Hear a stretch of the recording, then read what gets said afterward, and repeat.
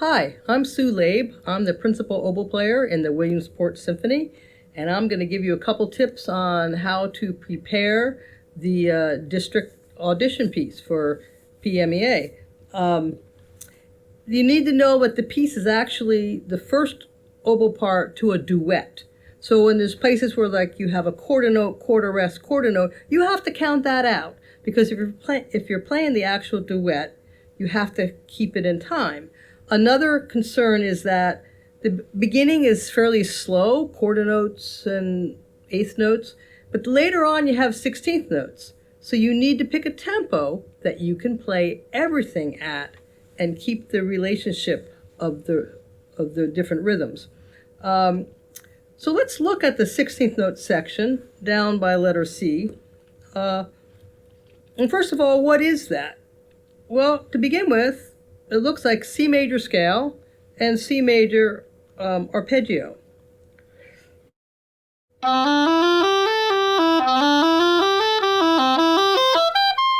So that's what that is. So practice that out of context. Practice a C major scale up and down 2 octaves. Practice arpeggiating it.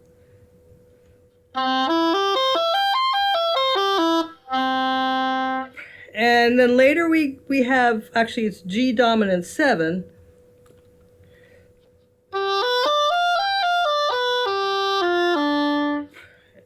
And it starts really 2 before C.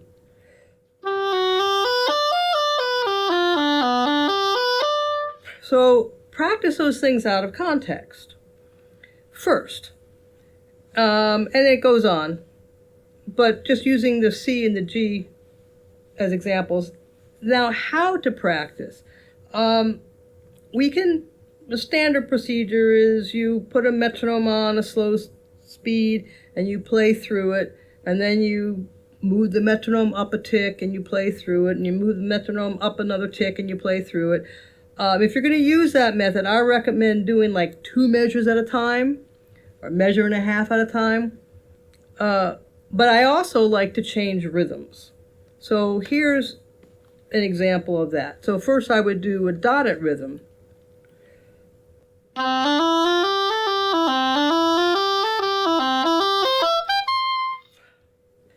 So that would be one rhythm. And you could go through the whole passage. You could play the measure and a half that I just did and build it to like a measure and a half or 2 measures at a time.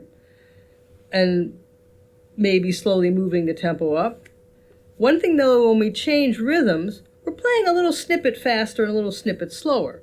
And so in a way you are practicing part of it faster. I also like to do within a 4-note pattern, first note long. That would be this.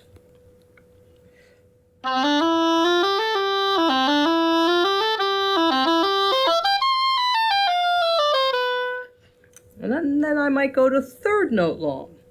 And we're starting on the 3rd 16th of the beat, that low C.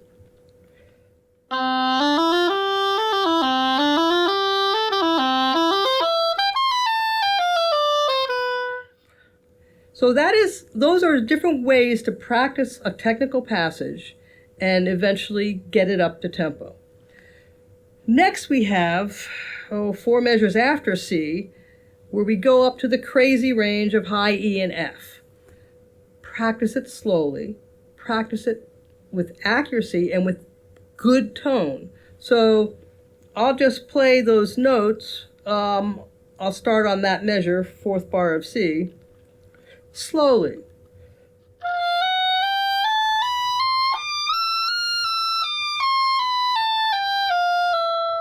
Now, how did I play that? Wide open, full sound. And in fact, I probably didn't change my embouchure at all to get up to the high E and F. I used my air and I voiced, like with singing. I raised the ceiling inside my mouth. So raise your soft palate to get the high notes. Don't close down. Open up, and more air moving more quickly. The fingerings, in case you don't know them,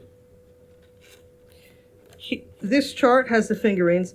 I like to toggle when going from E to F. So I start with this fingering on the E, and I use this fingering on the F, and I'll show you with my fingers.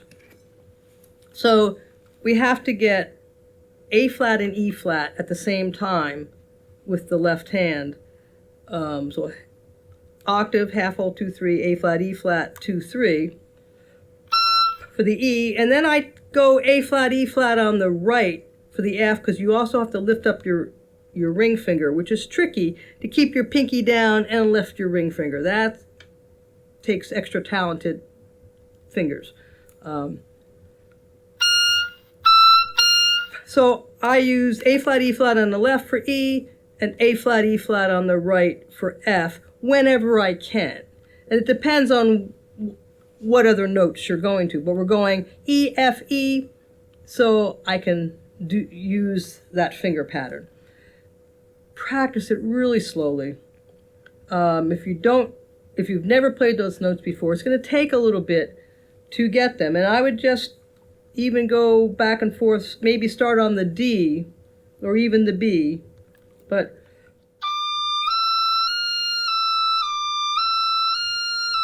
even slower than that, but just play back and forth to get the fingerings for those.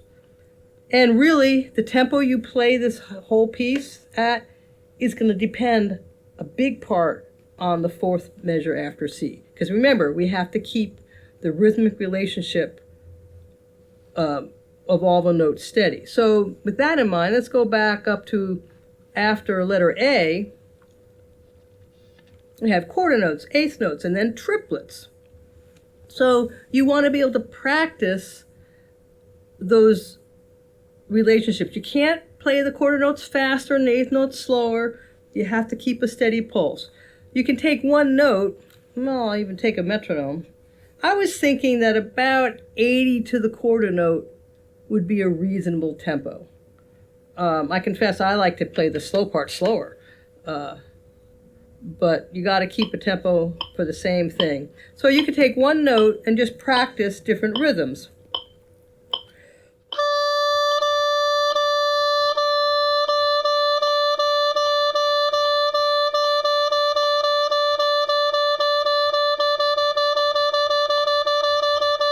So that was quarter notes, eighth notes, triplets, sixteenths. And I kept the same pulse the whole time. And that's what you need to do in the piece. So I'll play that section for you. 1, 2, 3, 4, 5th bar after A. And I'll use the metronome.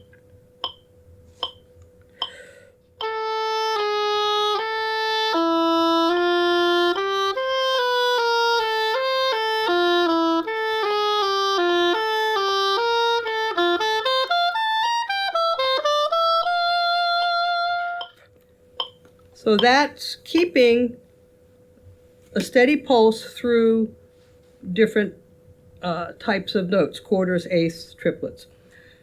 The next challenge are all this ornamentation, trills and turns. I recommend practice the whole piece, get the piece pretty good without any ornamentation. Add it later. You can be practicing trills out of context, and yes, we should practice trills. It's just not just frantic wiggling of a finger. And again, well, how to practice a trill. We actually have to strengthen the muscles in the finger. So the very first trill in the piece is an E to an F. So this is how I would practice it.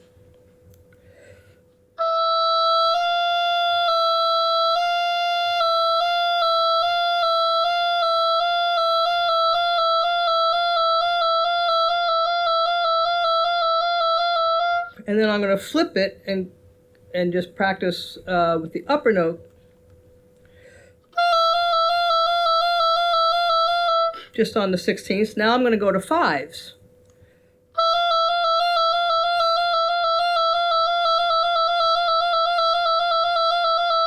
So I went from one note to a pulse all the way up to sixes. And that was a measured practice of wiggling my ring finger for an E to F trill. So that's a really good way to practice trills. almost, I think all the trills have ending notes after them.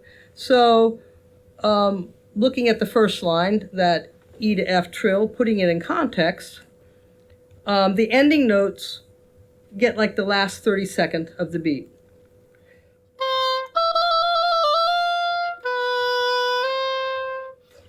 Later in, then same trill on a half note, so we have a B to C trill. Again, the two little ending notes, they look like 16th notes, but you play them like 30 seconds at the end of the beat, right before the resolution. Multiple trills. The first turn is after letter B. But actually we'll jump to a simpler turn first. Where was that puppy? 9 bars before C.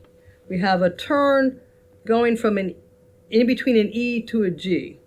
So what is a turn? A turn is you start on the fundamental note, in this case an E, you go up a step to an F, back down to the E, down a step to the D, and again back to the E, and then you go to the G. So I'll play that partial phrase there, 9 before C, without the turn first.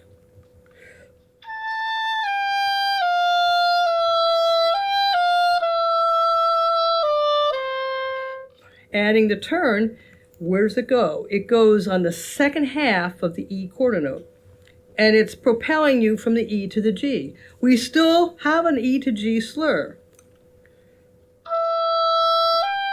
We still have that, but in between, so I'll play the turn really slowly. Again, it's E, up to F, back to E, down to D, back to the E, then slurring to the G.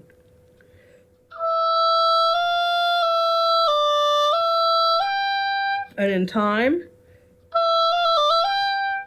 so that's putting the turn in time. Now, why did I start with that one? Because backing up after B, we have a turn from on a G going to a B, but there's a little sharp underneath the turn. That means the lower note gets raised. So turn is on a G. We're going to go G, A, G, F sharp, G, and then onward to the B. So that's what the sharp means. And there's another place where the sharp is telling you that it's a C sharp. And so the turn's on a D, so the lower note's going to be a C sharp. Officially, and not every editor does this correctly, but Ferling does, if the accidental is below the turn, that means your lower note is that accidental. If it's above the symbol, the sideways S, then the accidental is on the upper note. In this case, on this page, all of the accidentals are below the turn, which means your lower neighbor, your lower note in the turn is raised, becomes a sharp note, because they're always, in every case, it's a sharp. So before the double bar, 1, 2, 3, 4, 5, 6, 7, 8 bars before the double bar, before the end of the part of the piece you need to learn. We have a turn on a D, so you're going to go D, E, D, down to C sharp, and then up to the G. So the phrase becomes